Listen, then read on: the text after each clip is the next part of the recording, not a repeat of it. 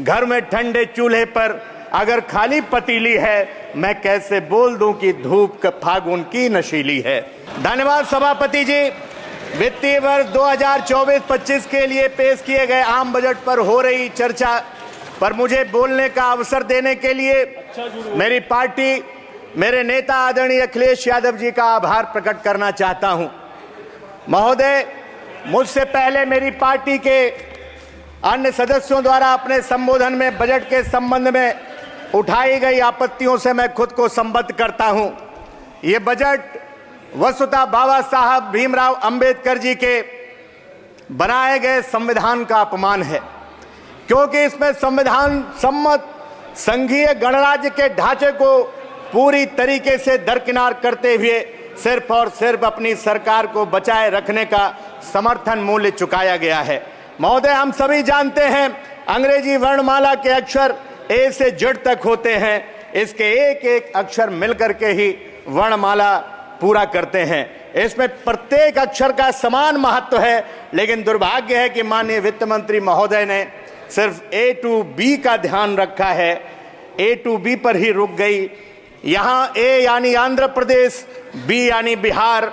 मैं जिस राज्य उत्तर प्रदेश से आता हूँ उसका यू वर्णमाला में उसकी जगह ही की तरह ही उसको केंद्र सरकार और वित्त मंत्री जी ने प्राथमिकता में कहीं पीछे छोड़ दिया। मैं उत्तर प्रदेश की जो डबल इंजन की सरकार की बड़ी बड़ी बातें बीजेपी के उत्तर प्रदेश के लोग करते थे, मैं पूछना चाहता हूं कि आबादी के लिहाज से सबसे बड़े राज्य को क्या वित्तीय विशेष पैकेज मिलना चाहिए या नहीं मिलना चाहिए। घर में ठंडे चूल्हे पर अगर खाली पतीली है, मैं कैसे बोल दूं कि धूप फागुन की नशीली है। महोदय, जब बजट प्रस्तुत हो रहा था तब मुल्क के गांव गरीब किसान, बेकारी से जूझ रहे मजदूर, महिलाएं और नौजवान, अगड़े पिछड़े, दलित, मुसलमान, शोषित, पीड़ित, वंचित टकटकी लगा करके बड़ी उम्मीद के साथ टीवी स्क्रीन पर देख रहे थे, लेकिन उन्हें नाउम्मीदी, मायूसी मिली। आजादी के 77 सालों के बाद इतने बजट लाने के बाद भी आखिर हम कौन सा भारत बनाना चाहते हैं जहां आज भी आम आदमी को शिक्षा, स्वास्थ्य, पेयजल जैसी मूलभूत सुविधाओं के लिए जूझना पड़ता है। जब उद्योगपतियों का आप लगभग 20 लाख करोड़ कर्जा माफ कर सकते हैं, तो फिर देश के किसानों का और बेरोजगार नौजवानों का शिक्षा ऋण क्यों नहीं माफ होना चाहिए। मनरेगा का बजट न बढ़ाना जहां निराश करता है, वहीं सरकार से अपेक्षा है कि मजदूरों के हित में मनरेगा के कार्य दिवस बढ़ा करके 2 गुने करने का काम किया जाए। पीएम आवास योजना सूची और लाल फीताशाही में उलझ करके कहीं ना कहीं सूची रह जाती है।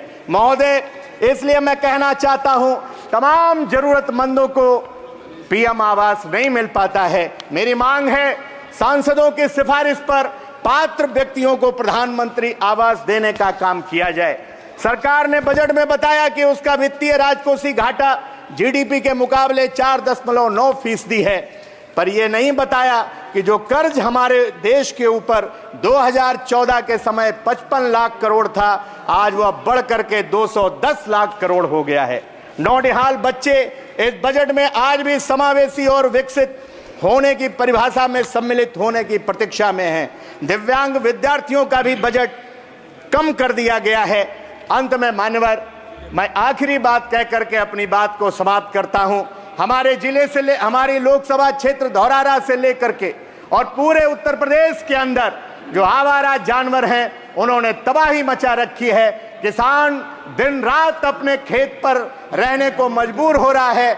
आवारा पशु लोगों की जान ले रहे हैं। उनको मुआवजा देने की मैं मांग करता हूं, कम से कम 10 लाख रुपए। और माननीय प्रधानमंत्री जी उत्तर प्रदेश के चुनाव में आपके भी क्षेत्र में घोषणा करके आए थे कि आवारा पशुओं की जिम्मेदारी मेरी है, लेकिन मैं माननीय प्रधानमंत्री जी का वो वादा याद दिलाते हुए इस विकट समस्या से मुक्ति दिलाने के लिए, अस्थायी योजना बनाने के लिए एक विशेष पैकेज की मांग करता हूं। आपने समय दिया, आपका बहुत बहुत धन्यवाद। जय हिंद, जय समाजवाद। नेताजी रहे। जय भीम। अखिलेश यादव जिंदाबाद। धन्यवाद।